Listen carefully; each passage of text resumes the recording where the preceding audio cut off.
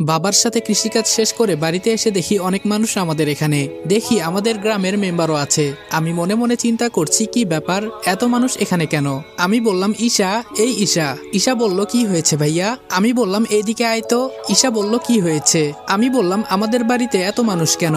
ঈশা বলল ভাইয়া তুমি শুনো নাই, বাবার কাছে নাকি মেম্বার 1,50,000 টাকা পায়। আমি বললাম কি এত টাকা?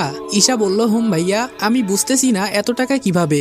আমি বাহিরে এসে দেখি বাবা মেম্বার সাহেবকে বলছে আমাকে কয়েকদিন সময় দিন, আমি আপনার টাকা দিয়ে দিব। মেম্বার বলল কোনো সময় দেওয়া যাবে না, কালকের ভেতরে আমার টাকা চাই। যদি টাকা না পাই তাহলে তোমার এই বাড়িটা আমার নামে কাগজে লিখে দলিল করে দিবা। বাবা বলল দয়া করে আমাকে একটা মাস সময় দেন, আমি আপনার সব টাকা দিয়ে দিব।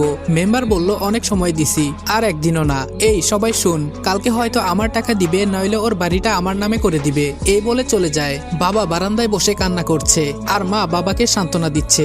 আসলেই আমি বাবাকে কখনো এভাবে কান্না করতে দেখি নাই। নিজের কাছে খুব খারাপ লাগছে। কি করব আমি কিছুই বুঝতেছি না। আমি বললাম আম্মু এত টাকা কিভাবে হলো? বাবা বলল বাবারে আমি অনেক আগে এই ঘর বাঁধার জন্য 50,000 টাকা নিয়েছিলাম, কিন্তু অভাবের কারণে দিতে পারি নাই। কিন্তু আজকে নাকি এই টাকা সুদে আসলে এত টাকা হয়ে গেছে। আমি এই কথা শুনে রুমে এসে বসে বসে ভাবতেছি এত টাকা তো আমি কোনোদিনই জোগাড় করতে পারবো না। কি করতে পারি? হাতের ফোনটা বিক্রি করলে হয়তো 10,000 টাকা হতে পারে, কিন্তু বাকি টাকা না। আর কিছু চিন্তা করতে পারছি না। রাতে মা ডেকে গেল খাবার খেতে, কিন্তু খেলাম না।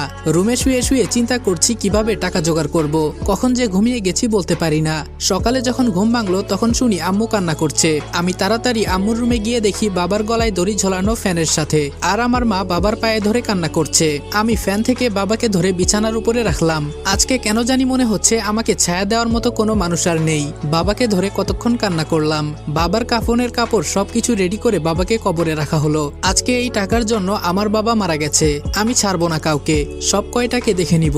শুধু একটু সময়ের অপেক্ষা। আজকে প্রায় 3 দিন হয়। রাতে আমাদের বাসায় মেম্বার এসেছে। মেম্বার বলল রনি এদিকে আসো তো একটু। আমি বললাম জি আঙ্কেল বলেন। ভেতরে রাগে আমার শরীরটা ফেটে যাচ্ছে। মেম্বার বলল তোমার বাবা মারা গেছেন, আমি খুবই দুঃখ পাইছি। তোমার টাকাও দিতে হবে না, ঘরও দিতে হবে না, যদি আমার কথা মানো। আমি বললাম জি বলেন, কি করতে হবে আমাকে? শয়তানের সব সময় শয়তানি বুদ্ধি থাকে।